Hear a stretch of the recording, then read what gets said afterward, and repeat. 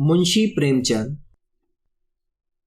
اصل نام منشی دھمپت رائے، تخلص پریم چند، سال ولادت 31 جولائی سن 1880، سال وفات 18 اکتوبر 1936، مقام وفات بنارس۔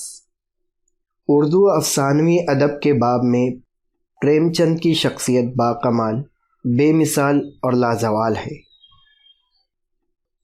ان کی ادبی زندگی کا آغاز سن 1903 میں نواب رائے الہ آبادی کے نام سے ہوا، جب ان کا پہلا ناول اسرار معابد منظر عام پر آیا۔ انہوں نے اپنا پہلا افسانہ انمول رتن سن 1907 میں لکھا۔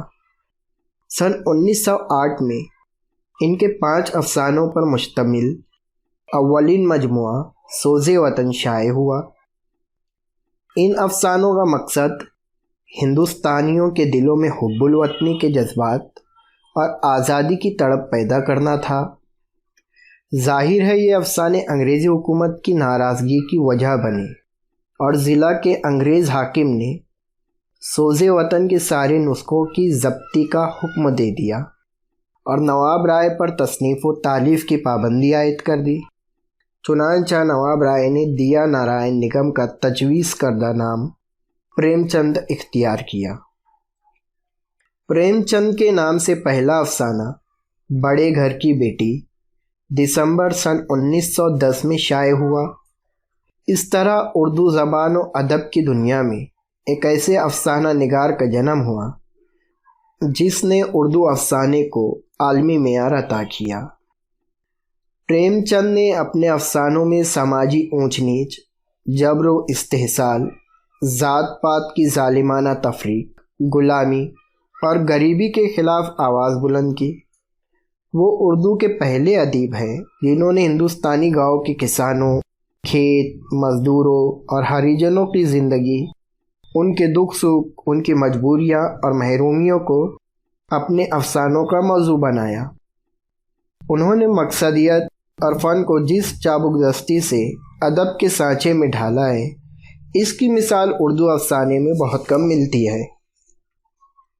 سن 1907 سے سن 1936 کے اس عرصے میں پریم چند نے اردو افسانوی ادب کی سرمایہ میں گراں قدر اور ناقابل فراموش اضافہ کیا۔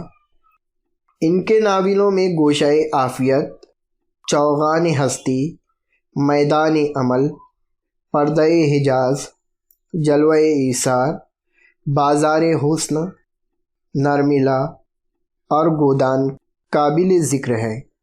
پریم پچیسی، پریم بتیسی، پریم چالیسی، خاک پروانہ، خواب و خیال، فردوس خیال، نجات، آخری تحفہ اور واردات ان کے افسانوں کے مجموعے ہیں۔ تصانیف: آنندی، پریم پچیسی، پریم بتیسی، سوز و وطن، زاد راہ، واردات، اناتھ لڑکی، اسرار معابد، جلوہ ایثار، بیوہ، گوشۂ عافیت، گلی ڈنڈا، سوا سیر کی ہوں، نمک کا داروغہ، زیور کا ڈبہ، خون سفید، ستیہ گرہ، بڑے گھر کی بیٹی، کفن، سوتیلی ماں، پوس کی رات۔